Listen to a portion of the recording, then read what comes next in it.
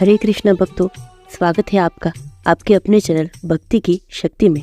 आज हम जानेंगे दिवाली लक्ष्मी पूजन की पौराणिक कथा, जिसके पाठ करने से लक्ष्मी सदैव प्रसन्न रहती है।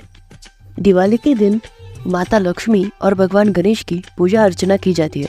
इस दिन माता लक्ष्मी की पूजा अर्चना करने से व्यक्ति को जीवन में धन धान्य की कोई कमी नहीं रहती। दिवाली पूजन के दौरान महालक्ष्मी जी की ये पौराणिक कथा का पाठ जरूर करना चाहिए। इसका पाठ करने से माता लक्ष्मी की कृपा आप पर सदा बनी रहेगी। तो आइए शुरू करते हैं इस कथा को। प्राचीन समय में एक नगर में एक साहूकार रहता था। उसकी एक लड़की थी। वह रोजाना पीपल देवता की पूजा करती थी। एक दिन लक्ष्मी जी ने उस साहूकार की लड़की को दर्शन दिए और उससे बोले कि मैं तुम पर बहुत प्रसन्न हूँ, इसलिए तू मेरी सहेली बनना स्वीकार कर ले।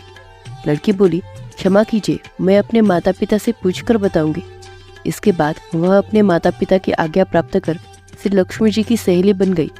श्री महालक्ष्मी उससे बड़ा प्रेम करती थी। एक दिन महालक्ष्मी जी ने उस लड़की को भोजन जीवने का निमंत्रण दिया। जब लड़की भोजन पाने के गई तो लक्ष्मी जी ने उसे सोने चांदी के बर्तनों में खाना खिलाया और सोने की चौकी पर उसे बैठाया और बहुमूल्य दिव्य दुशाला उसे ओढ़ने को दिया। इसके बाद लक्ष्मी जी ने साहूकार की लड़की से कहा कि मैं भी कल तुम्हारे यहाँ जिमने आऊँगी। लड़की ने स्वीकार कर लिया और अपने माता पिता से जाकर सारी बात कह दी। सारी बात सुनकर साहूकार और उसकी पत्नी बहुत प्रसन्न हुए, लेकिन लड़की उदास हो गई।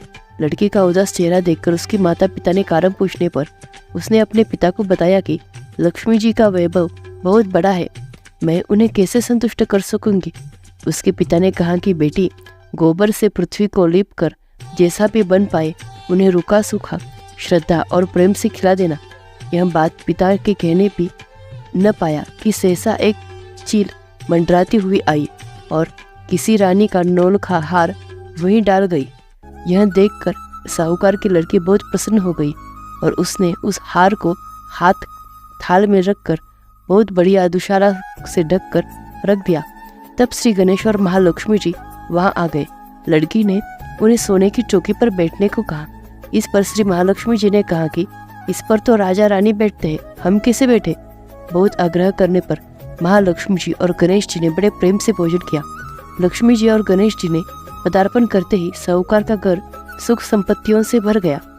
हे महालक्ष्मी, जिस प्रकार आपने साहूकार का घर धन संपत्ति से भर दिया था, उसी प्रकार सभी के घरों में धन संपत्ति से भरकर सभी को कृतार्थ कर दो। जय माता महालक्ष्मी। भक्तों, आइए जानते हैं इस पर्व से जुड़ी और एक कथा के बारे में। कार्तिक मास की कृष्ण पक्ष की अमावस्या तिथि के दिन हर साल दिवाली मनाई जाती है। दिवाली वाले दिन कई लोग व्रत भी रखते हैं और फिर शाम के समय विधि विधान से पूजा करने के बाद व्रत खोलते हैं। सनातन धर्म में दिवाली पर्व का विशेष महत्व है।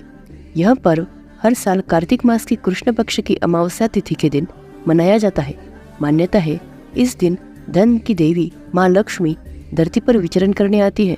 वही जो कोई उनकी उस दिन सच्चे मन से आराधना करता है, वह उस पर अपनी कृपा बरसाती है। आपको बता दें कि दिवाली के दिन कई लोग व्रत भी रखते हैं और शाम को व्रत का पारणा करते हैं। वही हम यहाँ आपको बताएंगे पौराणिक कथा के बारे में, जिसके पाठ व्रत खोलने से पहले और महालक्ष्मी पूजा करने के बाद करना चाहिए। तो आइए जानते हैं इस पौराणिक कथा के बारे में। पौराणिक कथा के अनुसार त्रेता युग में भगवान विष्णु के अवतार श्री राम अयोध्या में महाराज दशरथ के घर प्रकट हुए थे। श्री राम वहाँ उनके पुत्र के रूप में रहा करते थे। समय के साथ साथ जब वहाँ बड़े हुए तो उनकी सौतेली माँ ने लालचवश श्री राम को 14 साल का वनवास के लिए भेज दिया।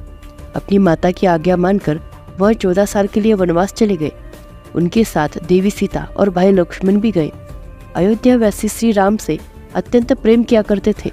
14 साल के बाद जब कार्तिक मास की कृष्ण पक्ष की अमावस्या तिथि को श्री राम लौटकर अयोध्या आए थे, तो सभी अयोध्यावासियों ने उनके आने की खुशी में दीपक जलाए थे।